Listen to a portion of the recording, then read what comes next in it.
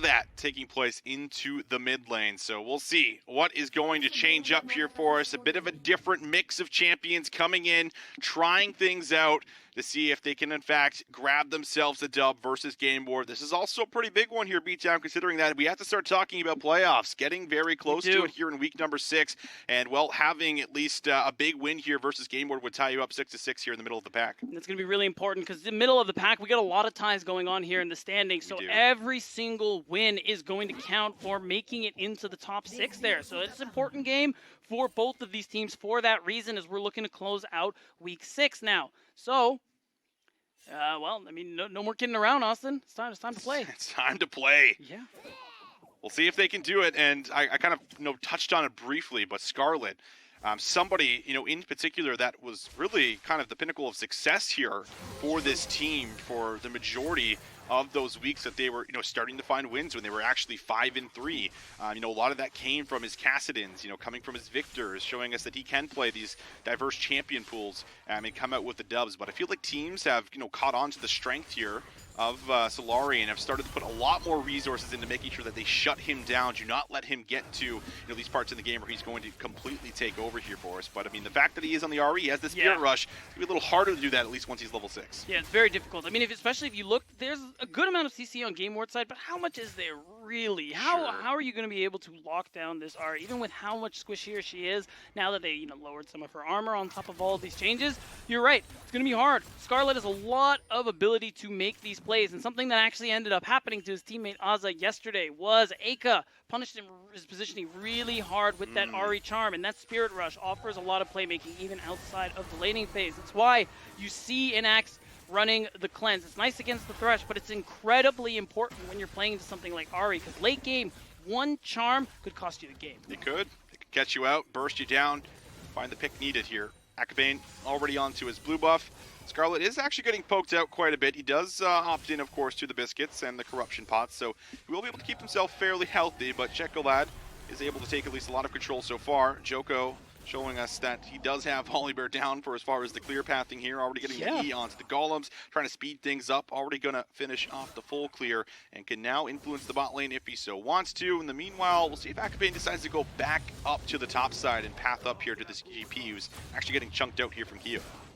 You know what, and I want to talk about Kyo a little bit too, just because how yesterday wasn't a good look for him. He's playing the Gragas into the very same Gnar, and just in the isolation, he was getting bullied out. It was brutal. This time around, he has an opportunity to really have an impact. Hold on. Joko flashes into the Dragon Pit. He's got to get the Lantern, and he does. Oh, Level 2 on Camille. Yes, he could be in some trouble. Going. Joko goes back through. Will secure first blood. Scarlet, flash charm, will be flashed right back. Chekolad gets himself away, and it's Solary that come out here with the first blood. Wow, GameWard getting a little too aggressive there. They really thought they had something going, but you could see it. Well played from the bot lane of Solary. The fact that you throw out the chompers to protect your jungler, and of course that dark passage that we keep talking about being the big reason why Thresh is so very impactful. I just realized too, Joko has opted in for the Hex Flash. I like that a lot because the thing we talk about is how you need to flash to be able to get that setup there with the Q, the stun. So being able to make plays over walls, things like that, even when the flash is down,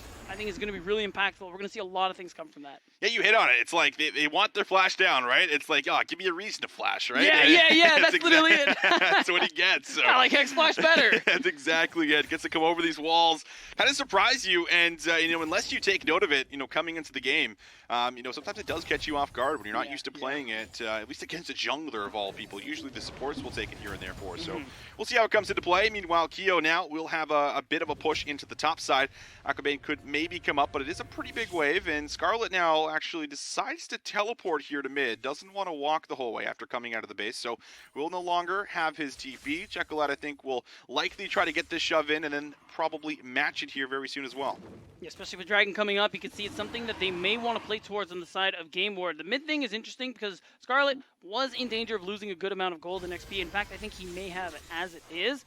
The thing that's worth noting, both mid laners have flash, but again, we highlighted the Spirit Rush will be up very soon for Scarlet. So as that happens, Akabane is going to not have as many windows of opportunity again to go for some of these plays. And as the Lee Sin, Yeah, you want to make plays early. Sure, the level 6 will be nice and allow you to continue making plays, but I think falling behind early in terms of moving around the map, farming even, you can see Joko is ahead in farm at the moment, is going to hurt you as time goes on because the level 6 for Joko is going to unlock so many options for Solary in terms of dive potential. Dragon should end up going over. Don't think we're going to get a contest. Akabane had put down the on-the-way ping to his camp, meaning that he is not interested in coming over here to this Dragon. So it will be cleanly picked up. Pure first objective on the board. Joko now wants to try to come into mid lane. This could be matched from Akabane. Of course, they will see him as well. And now we'll see if Steelback can also manage to come here for a play. But it doesn't look like they're going to force anything. Everyone just going to go separate ways. Top side, however, Melanik going to maybe be in some trouble. Nice sidesteps all around. Keo can't exactly find the W with the stun, and will just have to be forced to kind of walk back, clear out the wave, and might be looking for a reset. A little fancy, but at least he will be able to get that reset off. This is a big deal, though. GP having that cannon barrage means now these dives we were just highlighting are going to be a little precarious. Something Solary are going to have to be very aware of. It could do something as simple as clearing away the wave that's protecting you early on, or it ends up being the damage that finishes a kill. Either way, you can see now some contest going on in this river as Akabane is going to go for the crab. The thing is, this is a dangerous spot to be in. They're feeling good, Solary. Oh, that's going to be an easy sidestep there for Camilius, and will be able to walk himself out. Steelback tries for the play. He won't be able to find it. Scuttle Crab secured, and everyone here for GameWard is going to be able to walk away safe and sound.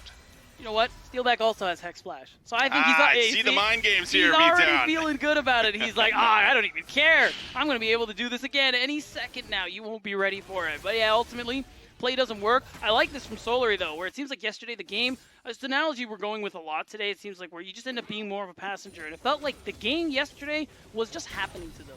They were just watching. It felt like they had no way to do anything, especially with that Gnar we saw that Keo had to play into and fell so far behind. This time around, though, they are being more active. Yes, it doesn't always result in kills, but you can see the pressure that it has gained, and there are still options for this Volibear to be able to continue ganking for. You can see him move towards that top lane. You're already seeing the question mark pings come through, and they might have an inkling that Akabane is on that side of the map, but there is no angle for it.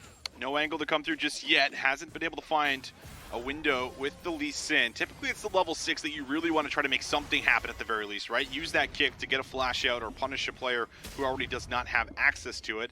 But Scarlet will be having his flash up very soon. He will have that blue buff now handed over to him, so he'll have an easier time in the mid lane and getting the shove potentially for Joko, who is going to start up this Rift Trail, looking for the second neutral objective now, but they do have vision if they want to come in and contest. I don't think there's going to be a really good opportunity. You have mid pushed, you have top pushed, and you can see the move is already here. Akabane, again, pathing away, deciding, yeah, I don't really want to do anything about this. But they're going to have to do something soon. We're getting to this point where, yeah, Checolad isn't quite online yet because of the Victor. You know, you need some time, needs that E upgrade, and a little bit more itemization. But still, time is something Solary are also fine with as well. You see Aza in the bottom lane. He's got a very healthy CS lead going for him here, and he is doing just fine in this matchup. And as long as he stays on pace, he's going to be a big problem in the late game because he has a wonderful front line here to play with. Absolutely does. Steelback going to come through in the mid lane, which could maybe be opting in for a quick shove so that they can maybe rotate down to bot, see if they can punish Inax, who will have summoners available and will likely have Camilius with them to rotate down in case they do opt in for this kind of a play. Asa also playing for now an aggressive shove here, so we'll see what Solary decide to do with the lane pressure they've just built up here for themselves. Scuttle Crab likely should be secured, and I think it's more or less just some early prep and taking away a lot of the vision here before this next Infernal Dragon spawns in a minute 20. And that early Drake means dragon stacking is a very clear path here for Solary if they so choose. They have this bottom push, and for the most part, Scarlet has been in control in this mid lane as well. CS is even, but the pressure is there, so it's going to be the opportunity to be able to just easily secure this. But these pings are coming through. You see GameWard want to go for the invade here, as they know Joko should be on his red buff at the moment, and instead of the invade, they can't go in on that, so it's not going to do anything. And while the beauty of also picking Gangplank here with the Unleashed teleport changes coming into play is that you actually still can impact the fight on the other side of the map here. You don't have to TP in to do it. You can drop the Cannon Barrage and set your team up. But Keo, he's going to find an angle to push in, and at least Chunko, Melanik just a tad bit, put the pressure on, knowing that a lot of it very likely might take place into the bot side, but that could change as well because Akabane is actually in the top side of the map here. He's on the golem, so we'll see if he's maybe trying to set something up around Keo. But at the very least, everyone now taking those quick resets. We're now 20 seconds away of this second dragon. Yeah, it's going to be tough. I mean, so far, Akabane hasn't really been going for any of these contests for neutral objectives. This next one may be something to go for.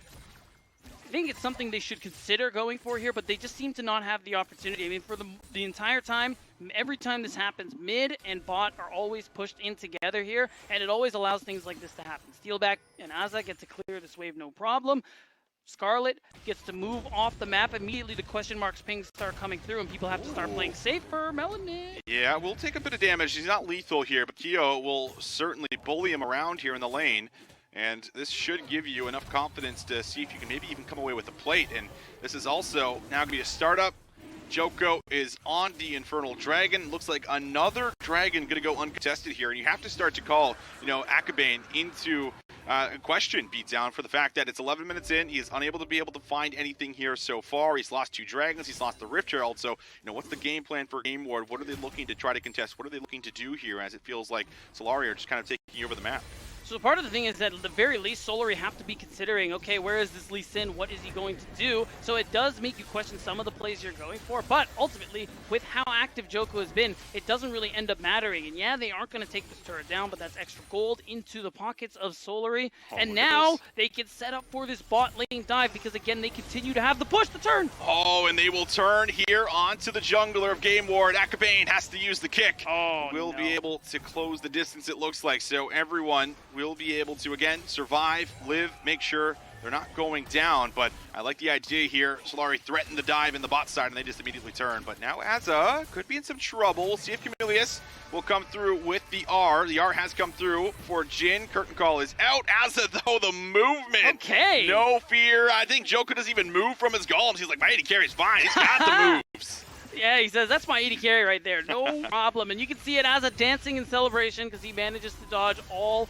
4. Doesn't even need to use the cleanse to do so. And I love that play we saw there too. And you can see it, Solary playing the map really well, pulling GameWard all over the place and pulling them right into their waiting arms most of the time here. And even though, again, it's in pressure, you're not seeing it in the stats, you're not really seeing it in the gold yet, even though we're 13 minutes in, but they just keep winning out on every neutral objective here. Now, with Hextech Soul being the one on the table, you do offer even more unique opportunities for Solary to force these plays. And it means that if this Hextech Soul goes through, I mean, Jinx with Hextech Soul is GG. All right.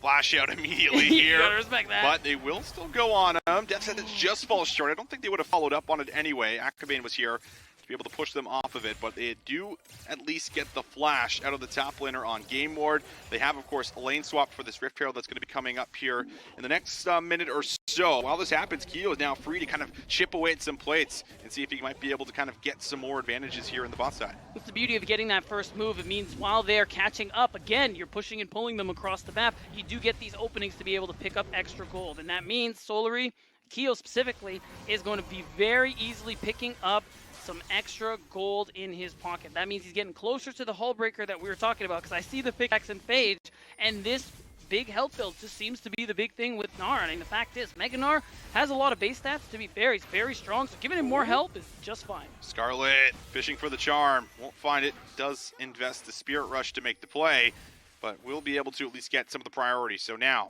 over to the Rift Herald that's going to be spawning very soon. Inax is going to have to Gale Force away. Might have the flash as well. Right on top of him is Joko. Mega Death Rocket gets the damage in.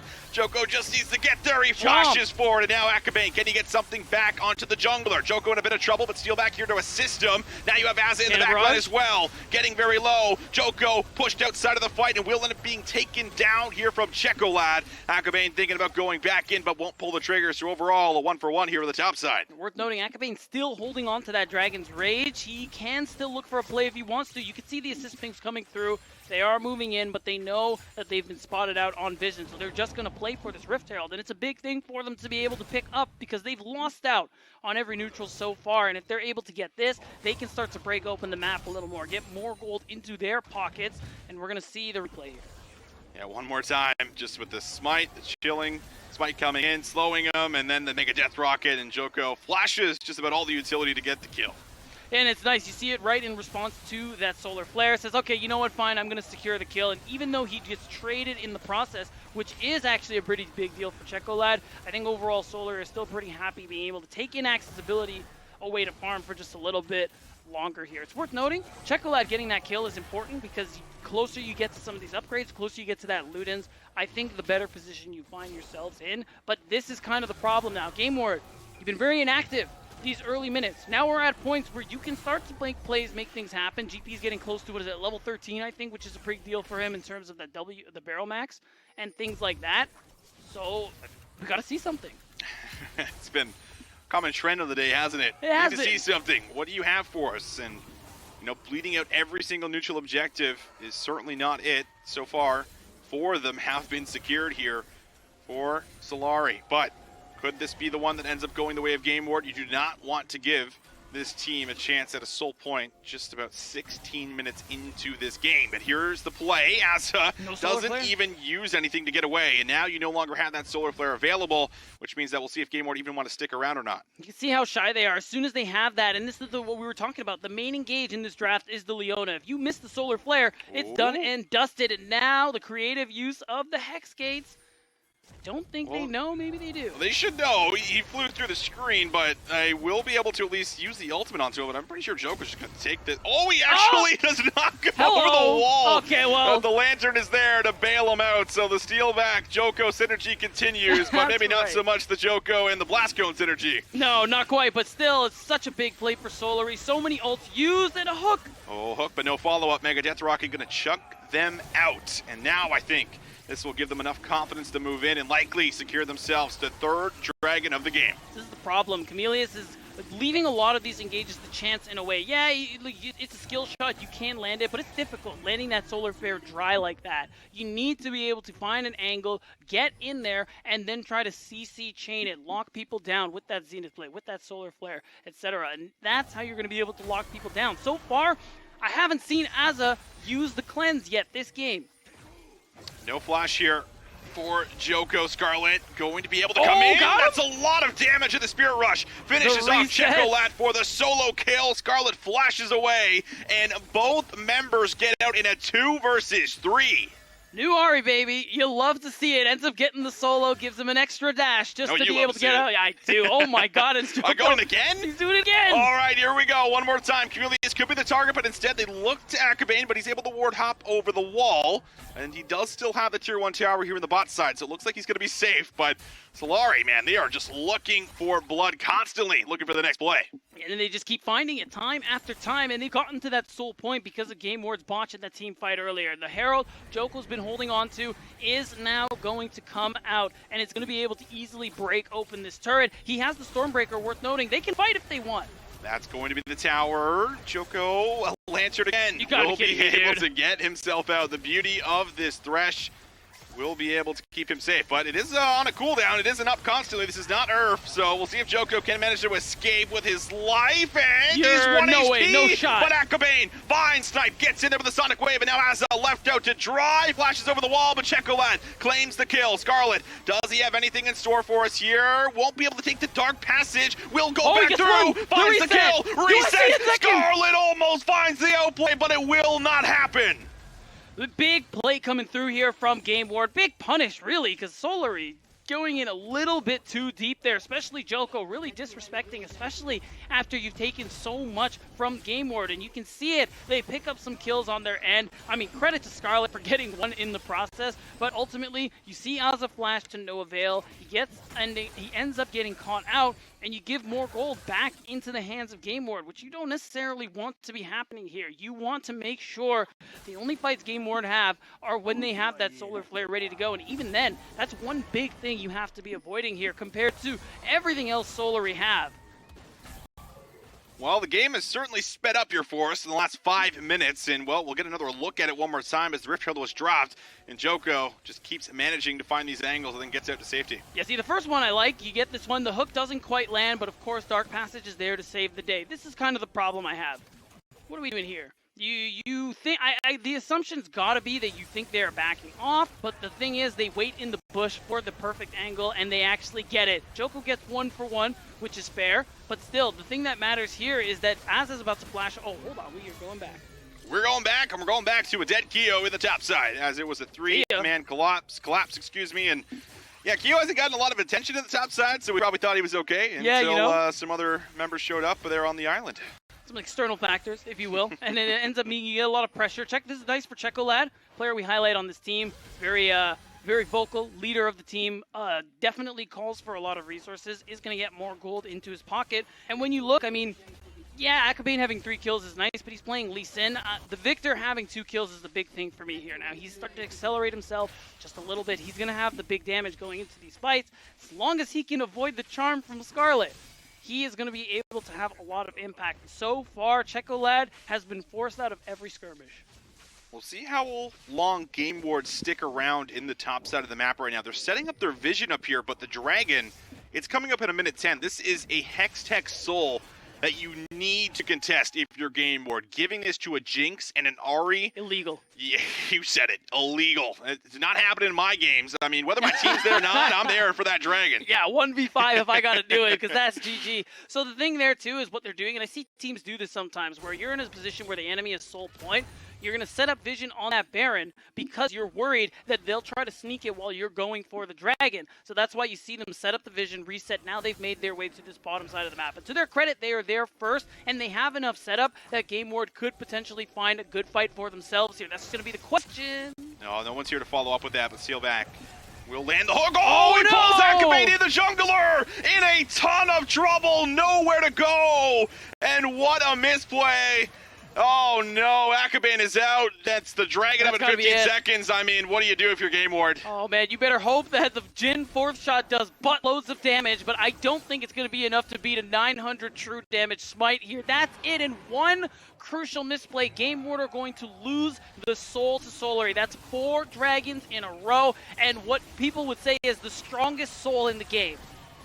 It's the definition of my mind's telling me no, but my body is telling me yes. And he takes it right there. Unbelievable.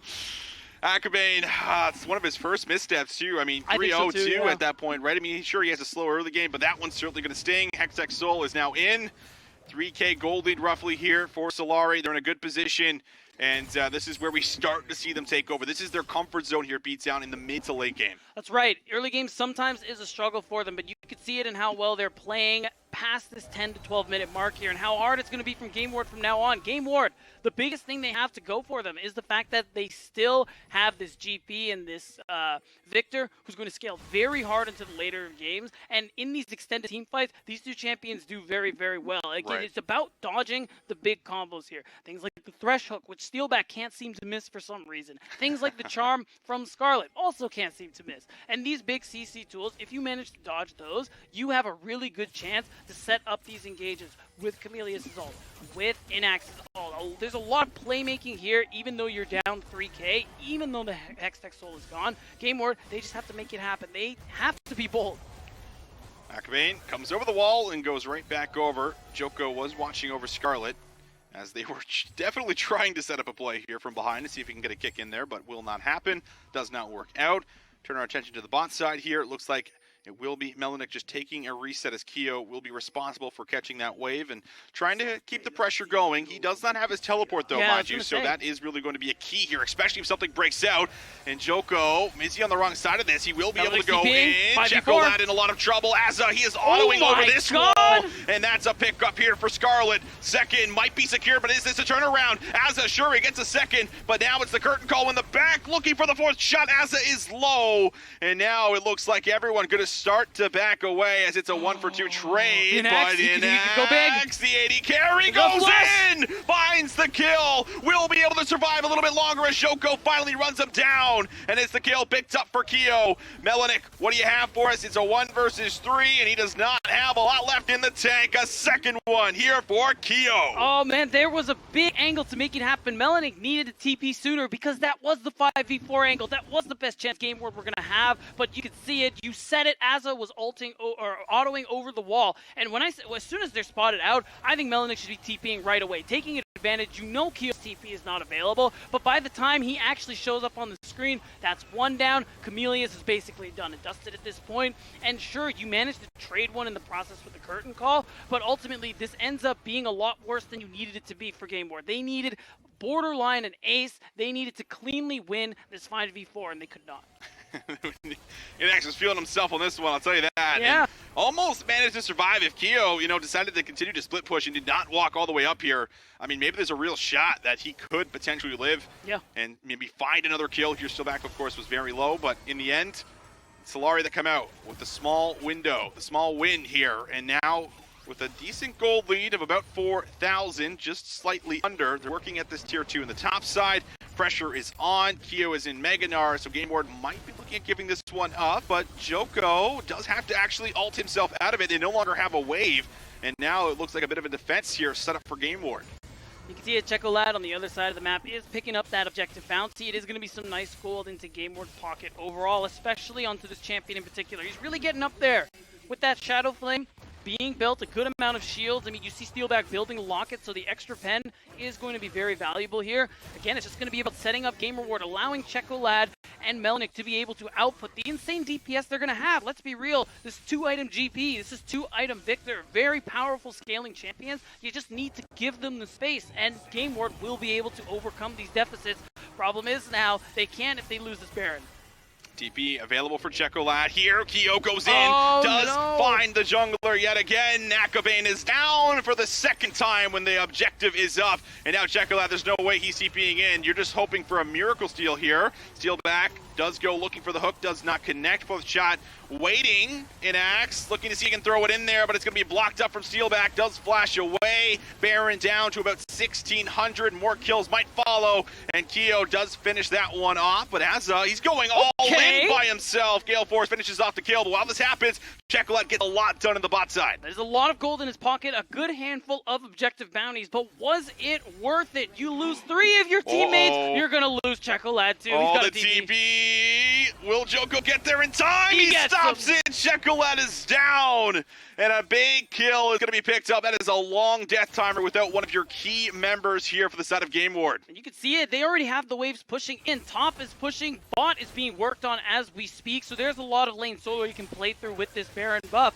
And you see, well, we've seen these situations before. What GameWard is going to have to do, overcommit to one of these lanes, see if they can get a pick off and try to make something happen off of that. But that might not be an option for them here, just with how someone has to answer this top wave eventually soon, or GameWard are going to decide to let that gold and XP bleed away as they try to save the game. 10 seconds now on Checolad. Baron in play, gold lead, just getting a little bit more out of hand here. Keo, I think, knows something's up, so Steelback's going to rotate over, and the rest of the team will as well. 10 seconds away from the Elder. Will Hakabane be able to survive here? He's bought a stopwatch. He's got a death dance. You can tell that he wants to live and wants to be able to contest this objective. But another hook here. Steelback just saying, walk up again. I dare you. I am landing all the skill shots, and now they're on the Elder. That's it. They're just going to go ahead and be able to burst it down. I mean, what's play here? A lot of ultimates available. They just get the hook. Steelback just keeps hitting them one after the other. It's like a lock-on, and now Scarlet locks on to Chameleus. Finds the kill, but answering back will be Inax. So 1 for 1. Elder will still be on the table here. GameWard, this could be their window back into the game. They could burst it. It might be a 50-50 smite. Joko needs to come in. Can he go big? And it's going to be secured from Melanic. And now into the fight. It's going to be trades back and forth. 2 more kills for Inax as he's feeling himself on the chin. But as a strong, can they find the kill? Yes, they will. Scarlet gets there in time. And despite having the Elder Dragon, Solary still are able to fight. An insane amount of damage before that Elder goes. You can see it even with the steal. No one was dealing with Aza, who's incredibly powerful in this late game, and we're gonna see it happen again. Beautiful hook from Steelback. The CC from this man has been amazing, but even with the locket, they finally take him down. And as you called, this was GameWard's window. And once they secure the Baron, watch Aza right now. Full health Jinx. Full health Jinx, still full health at the moment here, and even though you don't see the 50-50 go through for Joko, he's able to still go in, lock some people down, and help Aza start to rip people to shreds. And of course you have Scarlet also doing tons of work. Yeah, this was 2v3. I mean, talk about the confidence here. Flash I love Charm it. finds Checolad. Inax has to use the cleanse, and he does not have enough damage there to output fast enough to be able to contest and use the Elder to his advantage. So what a game here so far. What was one kill through like the first 15 minutes has now exploded here for us as we've hit that 30-minute mark, and it is still going to be a decently close one. GameWard still showing us that they can contest these fights, but are they going to be able to continue to do it? Look at the items coming through for Scarlet. Look at the items coming through here for Aza. And it's a big deal too. Aza is going to be able to have that stopwatch ready to go. So even if he does get slightly caught out, he is going to be able to buy that time for himself and keep himself alive. Oh, there's the kick. Can they finish him off? Aza with the lantern from Steelback gets back to safety and now can kite this one out. But back to the front line. Can't They're going to be believe able to find Akabe, and he is down yet again. Kyo on the backside says hello, finds the knockup, locks them into the wall, and an amazing turn comes away here for Solary. Steelback yet again, keeping his 80 carry safe. And Aza didn't even need to blow the stopwatch. Solary, convincing game here, are going to tie the record with GameWard and continue on their fight for a playoff spot. 3 losses in a row, but it won't be 4 losses in a row. Solary, they get the job done. The objective control was just about perfect. They only slipped up on one, and they still managed to take the fight, and they'll still manage to take down the Nexus. What an insane game coming from Solary. Really, everything firing on all cylinders for this squad.